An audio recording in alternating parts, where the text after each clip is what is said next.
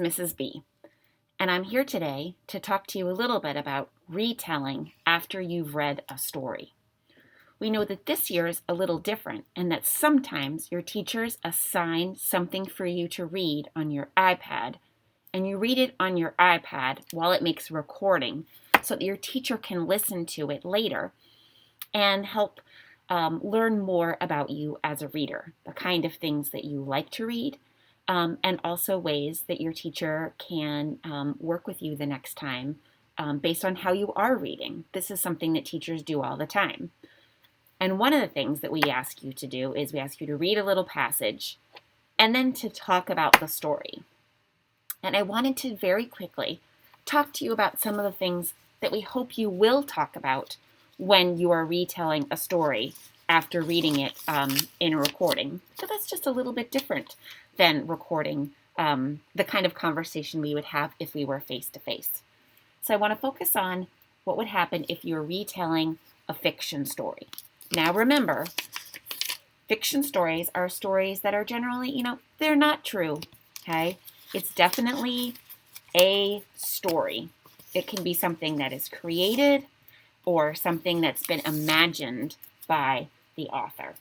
So this is information about when you are retelling a fiction story.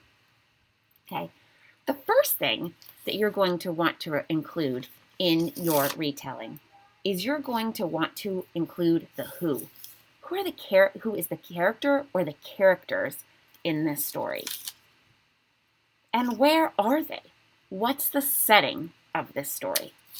And you also want to tell us what happened. So who, where, and what are super important things to include in a retelling. It's also important when you're telling this what happened, that you're telling it in order, that you're telling the beginning, the middle, and then that you're telling us the end. Okay? Some language that you might use to help you talk about the beginning, the middle, and the end could be first or in the beginning. That's helpful language when you're talking about the beginning of a book.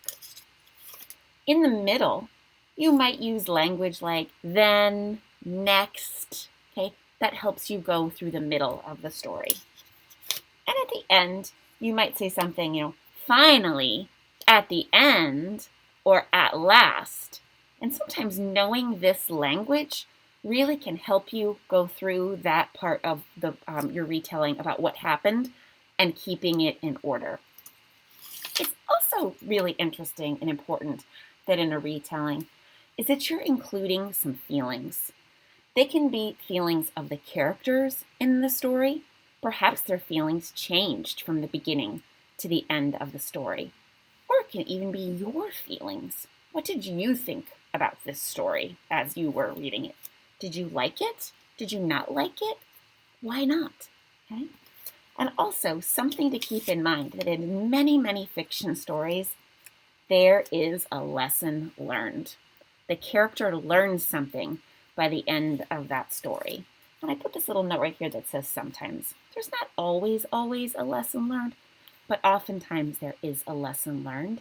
And if you are making a recording of that retelling and telling your teacher what the book you read was about, they and I would love to hear it. Okay? So that's it, readers. Keep this in mind the next time your teacher asks you to read something, and then talk about the story afterwards into an app on your iPad, making a recording. Can't wait to hear what you have to say about the books and the stories that you are reading.